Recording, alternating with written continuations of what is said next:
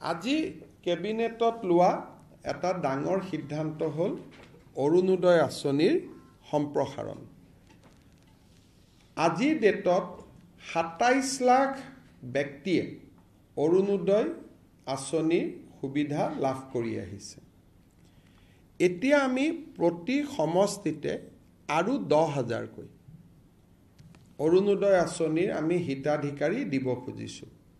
যিধৰণে আমি লোকসভা নিৰ্বাচনত আপোনালোকে জানে যে আমি সমীক্ষা পত্ৰ বিতৰণ কৰিছিলোঁ।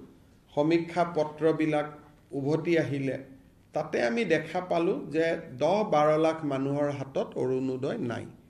সেইকাৰণে আমি অৰুণোদয় আঁচনিখনত নতুনকৈ ১২,৬০,০০০ নতুন হিতাধিকাৰীক আমি অন্তৰ্ভুক্ত কৰিবলৈ সিদ্ধান্ত লৈছোঁ। ই অৰুণোদয় ৩ নামেৰে জনাজাত হ'ব।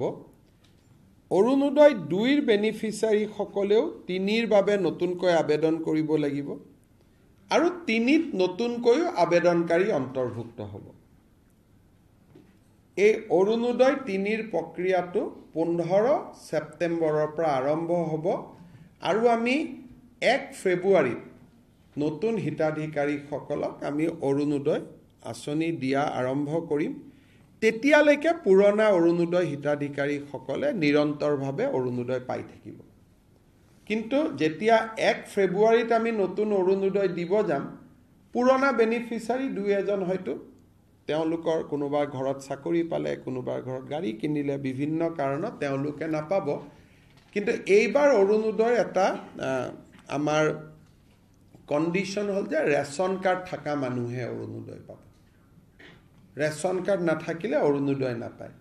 ৰেচন কাৰ্ড থাকিলে অৰুণোদয়টো কিয় পাব? ৰেচন কাৰ্ডবোৰ আধাৰ লিংক, গতিকে অট'মেটিক অৰুণোদয়টো তেতিয়া আধাৰ লিংক হৈ যাব। নহ'লে মই যোৱাবাৰ আপোনালোকক কৈছোঁ যে বহুত সময়ত কিছু অৰুণোদয় বেনিফিচিয়াৰীত কিছুমান মানুহৰ নাম সোমাইছে যাক বিচাৰি পাব দিগদাৰী হয় পিছত।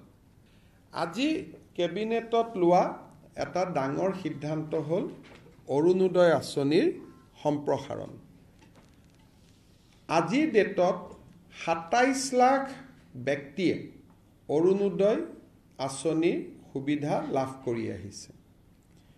এতিয়া আমি প্ৰতি সমষ্টিতে আৰু ১০,০০০কৈ অৰুণোদয় আঁচনিৰ আমি হিতাধিকাৰী দিব খুজিছোঁ। যিধৰণে আমি লোকসভা নিৰ্বাচনত আপোনালোকে জানে যে আমি সমীক্ষা পত্ৰ বিতৰণ কৰিছিলোঁ। সমীক্ষা পত্ৰবিলাক উভতি আহিলে তাতে আমি দেখা পালোঁ যে ১০-১২ লাখ মানুহৰ হাতত অৰুণোদয় নাই। সেইকাৰণে আমি অৰুণোদয় আঁচনিখনত নতুনকৈ ১২,৬০,০০০ নতুন হিতাধিকাৰীক আমি অন্তৰ্ভুক্ত কৰিবলৈ সিদ্ধান্ত লৈছোঁ। ই অৰুণোদয় ৩ নামেৰে জনাজাত হ'ব। অৰুণোদয় ২ৰ বেনিফিচিয়াৰীসকলেও ৩ৰ বাবে নতুনকৈ আবেদন কৰিব লাগিব আৰু ৩ত নতুনকৈও আবেদনকাৰী অন্তৰ্ভুক্ত হ'ব। এই অৰুণোদয় ৩ৰ প্ৰক্ৰিয়াটো ১৫ ছেপ্টেম্বৰৰ পৰা আৰম্ভ হ'ব আৰু আমি ১ ফেব্ৰুৱাৰীত নতুন হিতাধিকাৰীসকলক আমি অৰুণোদয় আঁচনি দিয়া আৰম্ভ কৰিম। তেতিয়ালৈকে পুৰণা অৰুণোদয় হিতাধিকাৰীসকলে নিৰন্তৰভাৱে অৰুণোদয় পাই থাকিব। কিন্তু যেতিয়া ১ ফেব্ৰুৱাৰীত আমি নতুন অৰুণোদয় দিব যাম, পুৰণা বেনিফিচিয়াৰী ২-এজন হয়তো তেওঁলোকৰ কোনোবা ঘৰত চাকৰি পালে, কোনোবাৰ ঘৰত গাড়ী কিনিলে, বিভিন্ন কাৰণত তেওঁলোকে নাপাব।